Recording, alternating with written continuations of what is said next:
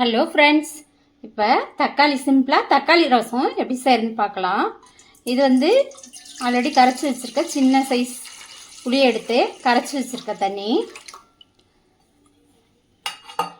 இதில் பார்த்தீங்கன்னா இப்போ தக்காளியை இது 3 நாட்டு தக்காளி சின்ன சின்னதாக இருக்குது. 3 நாட்டு தக்காளி இதை கையிலையே கரைச்சி விட்டுக்கோங்க.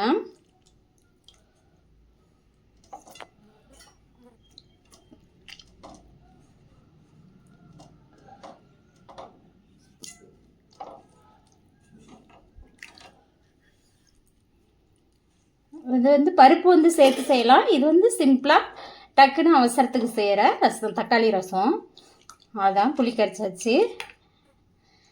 இதில் ஜீரகம், பூண்டு, மிளகு நுணுக்கி வச்சுருக்கிறத ஆட் பண்ணிக்கலாம்.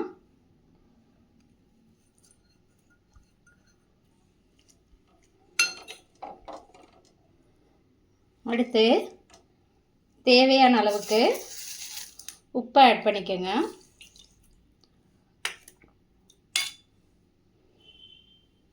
மஞ்சள் தூள்,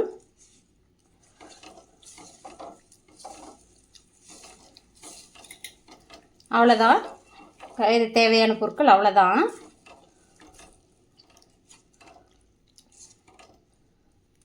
இது கூட பெருங்காயத்தூள் கொஞ்சம் ஆட் பண்ணிக்கோங்க, போட்டுக்கோங்க.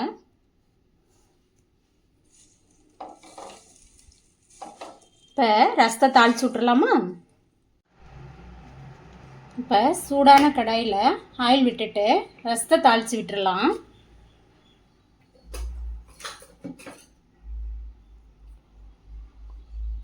ஃப்ரெண்ட்ஸ், வெல்கம் டு வசனம் சமையலறை. இப்போ ரசத்தை தாளித்து விட்டுறலாம்.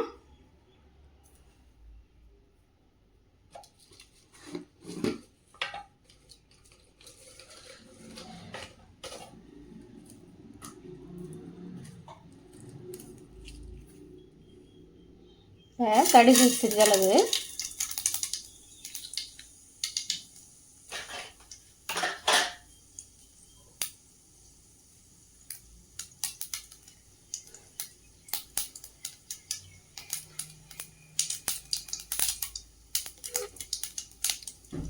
வரமிளகாய்,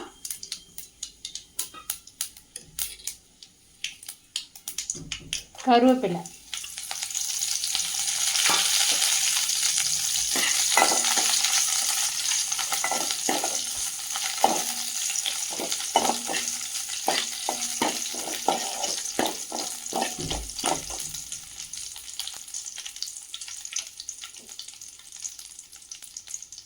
இப்போ இதில் ஆல்ரெடி கரைச்சி வச்சுருக்க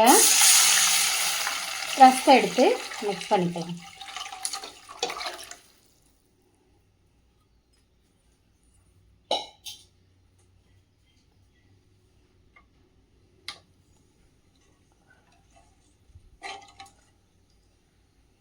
இது நல்லா சூடாகட்டும் ரசம்.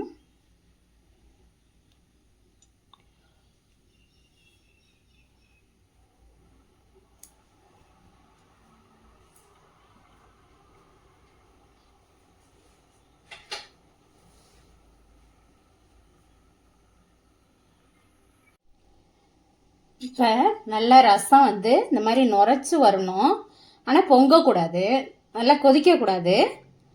இந்த மாதிரி நுரைச்சி வந்தால் போதும். இந்த ஸ்டேஜில் மல்லித்தலையை மிக்ஸ் பண்ணிவிட்டு இறக்கிற வேண்டியதான்.